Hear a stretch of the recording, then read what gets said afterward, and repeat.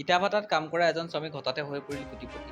ব্যক্তিজনৰ একাউণ্টত সোমাল ২৭০০ কোটি টকা। অৱশ্যে কোটিপতি হোৱাৰ আনন্দ বেছি স্থায়ী নহ'ল। ভাগ্য কেৱল কাৰো ওপৰত নিৰ্ভৰ নহয়। কোনেও ক'ব নোৱাৰে যে তেওঁলোকৰ ভাগ্য কেতিয়া সলনি হ'ব। উত্তৰ প্ৰদেশৰ কনৌজৰ এনে এক অদ্ভুত ঘটনা পোহৰ আহিছিল য'ত এজন দৈনিক মজুৰি শ্ৰমিকে হঠাতে কোটিপতি হৈ পৰিল।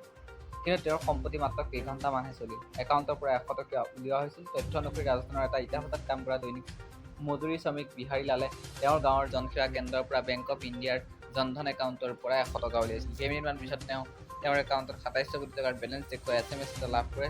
তেওঁ উত্তৰ প্ৰদেশৰ কনৌজ জিলাৰ তেওঁৰ জন্মস্থান আছিল, কিয়নো বাৰিষা ঋতুৰ বাবে ইটা ভাটাটো বন্ধ আছিল। একাউণ্টত ২৭০০ কোটি টকা আছে। যেতিয়া বিহাৰী লাল নিশ্চিত হোৱা নাছিল, তেওঁ বেংকৰ বন্ধুৰ ওচৰলৈ গৈছিল। তেওঁ একাউণ্টটো পৰীক্ষা কৰি তেওঁৰ একাউণ্টৰ বেলেঞ্চ ২৭০০ কোটি টকা বুলি নিশ্চিত কৰে। সংবাদ মাধ্যমৰ সৈতে বাৰ্তালাপ কৰি বিহাৰী লালে কয়, তেতিয়া মই তেওঁক তেওঁৰ একাউণ্ট দুবাৰ পৰীক্ষা কৰিবলৈ কৈছিলোঁ, যাৰ পিছত তেওঁ ইয়াক ৩বাৰ পৰীক্ষা কৰিছিল। যেতিয়া মই বিশ্বাস কৰিব পৰা নাছিলোঁ, তেওঁলোকে বেংকৰ বিবৃতি উলিয়াই মোক দিছিল। মই দেখিছিলোঁ যে মোৰ একাউণ্টত ২৭০০ কোটি টকা আছে। এইটো কেইঘণ্টামানৰ আনন্দ আছিল। ডাবল স্পঞ্জৰ লিংকৰ দ্বাৰা আপুনি পচন্দ কৰিব পাৰে।